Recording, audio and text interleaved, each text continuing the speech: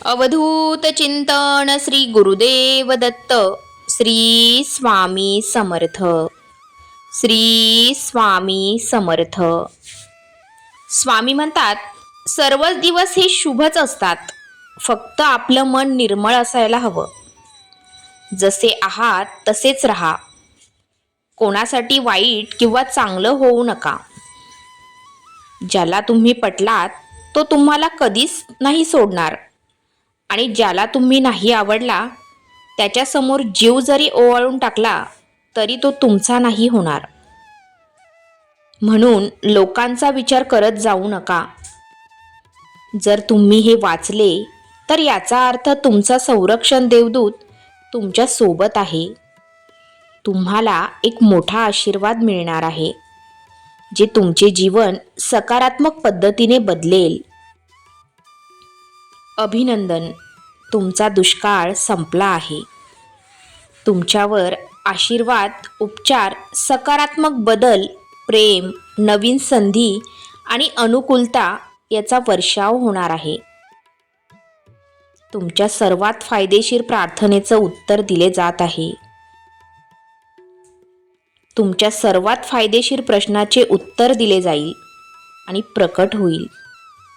याची पुष्टी करण्यासाठी होय टाईप करा.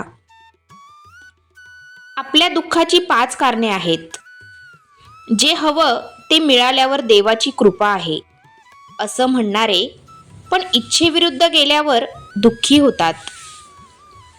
भगवंताच्या कृपेचे हे अपूर्ण दर्शन हे दुःखाचे पहिले कारण आहे. इतरांचे काय झाले, त्यांचे काय झाले, ती कितीही दुःखी असले तरी ते आपल्यासाठी चांगलेच असले पाहिजे. आपला हा घाणेरडा स्वार्थ आपल्या दुःखाचे आणखीन एक कारण आहे.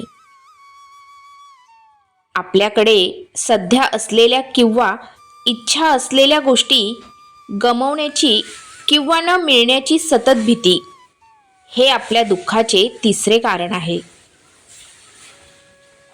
आपण जे केले पाहिजे ते न करणे आणि जे करू नये ते करणे या निष्काळजी सवयी आपल्या दुःखाचे चौथे कारण आहे. जेव्हा कुठेतरी एखादी सुंदर घटना आपल्याला त्याचे समाधान बनवून घडते, तेव्हा त्याचे सर्व श्रेय आपण एकट्यालाच द्यायचे असते. असा अहंकार आपल्या दुःखाचे 5वे कारण आहे. सहमत असाल तर होय, बरोबर आहे, स्वामी आई असं टाईप करून तुमच्या चुकांचं प्रायश्चित्त करा आणि सहमती दर्शवा.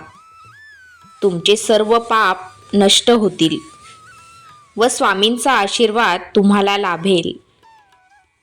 देवाला ठाऊक आहे की तुम्ही एखाद्या गोष्टीत किती संयम ठेवला आहे. कधीकधी आयुष्यामध्ये खूप दुःख यातना सहन कराव्या लागतात. असं वाटतं की खरंच देव आहे का, इथपर्यंत शंका येतात. पण खरं तर हीच वेळ आपल्या परीक्षेची असते. विश्वास ठेवा, इथूनच स्वामी लीला सुरू होते. इथूनच खेळ सुरू होतो. फक्त विश्वास तुटू देऊ नका. आई बाळाला हवेत भिरकावते. काही क्षण ते हवेतही असतं, पण ते हसत असतं, कारण त्याचा विश्वास असतो कोणी आहे जे आपल्याला पडू देणार नाही. तोच विश्वास तुमचा स्वामींवर हवा. कधी कधी वाटतं, हे कसं होईल, हे शक्य आहे का?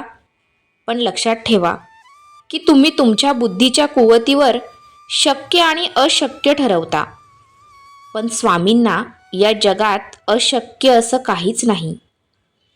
स्वामी तेच देतात जे तुमच्यासाठी योग्य आहे. फक्त तुमचा त्यांच्यावर विश्वास पाहिजे. स्वामी म्हणतात, माझ्यावर विश्वास ठेवा. तुमच्या संयमाचा प्रत्येक क्षण पुरस्कृत होईल. तुमच्या नकळत तुमचंच कुणीतरी तुमच्यासाठीच देवाकडे काहीतरी मागतंय. हे तुमचं कुणीतरी कधीकधी तुमच्यासोबत तुमच्या सहवासात नसतं, पण ते प्रार्थनेने आणि मनाने नेहमी तुमच्याकडेच असतं. ते कोणीतरी आपलं माणूस आहे हेही कळणे कठीण असते, कारण ते कुणीतरी आपल्या नजरेसमोर नसतं. म्हणून आयुष्य जेव्हा पण कधी तुम्हाला काहीतरी देतं, तेव्हा त्यात तुमच्या कोणीतरीचे मनातल्या मनात मनापासून आभार मानायचे. आणि त्याहूनही महत्त्वाचे, आपणही कधीतरी कुणासाठी तरी त्या कोणीतरीच्या रांगेत उभे राहावे. कारण दुसऱ्यांसाठी मागितलेलं देव पटकन पूर्ण करतो, असं म्हणतात. चांगल्या गोष्टी त्यांना मिळतात जे वाट पाहतात. अधिक चांगल्या गोष्टी त्यांना मिळतात जे प्रयत्न करतात.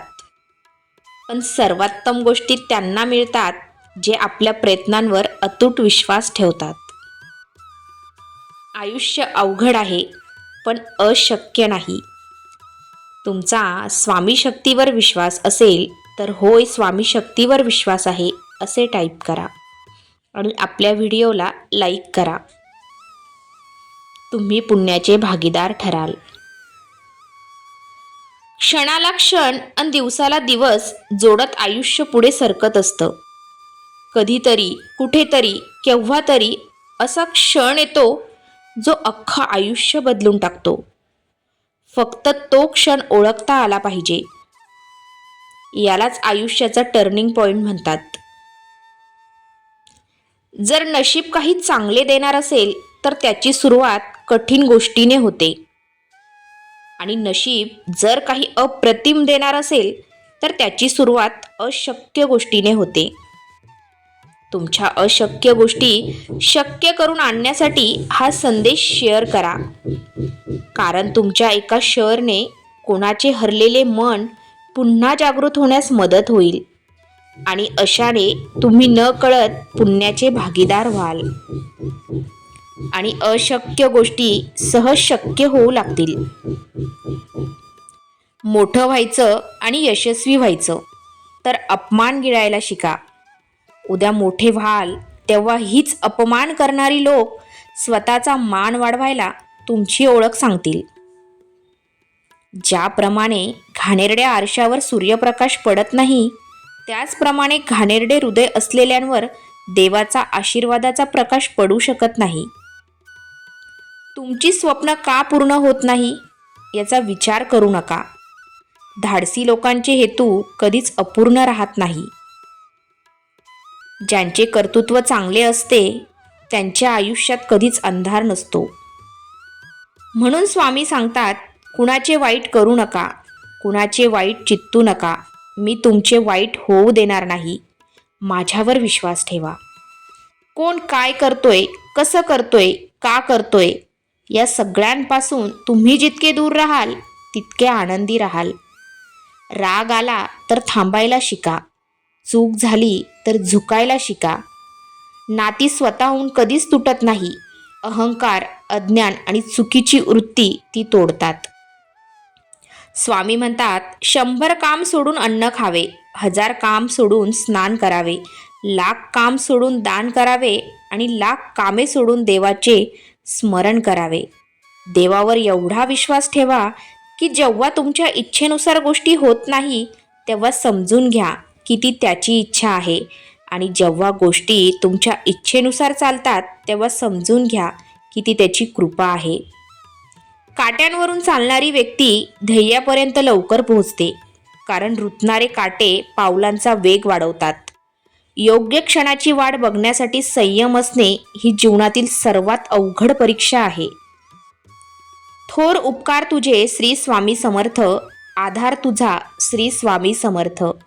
तू दाता तू विधाता, तू कारण तू करता, तू माता तूच पिता, तू बंधू तूच सखा. आम्हावरी राहू दे स्वामी राया तुझी दया. हीच विनंती तुझ्या चरणी. श्री स्वामी समर्था.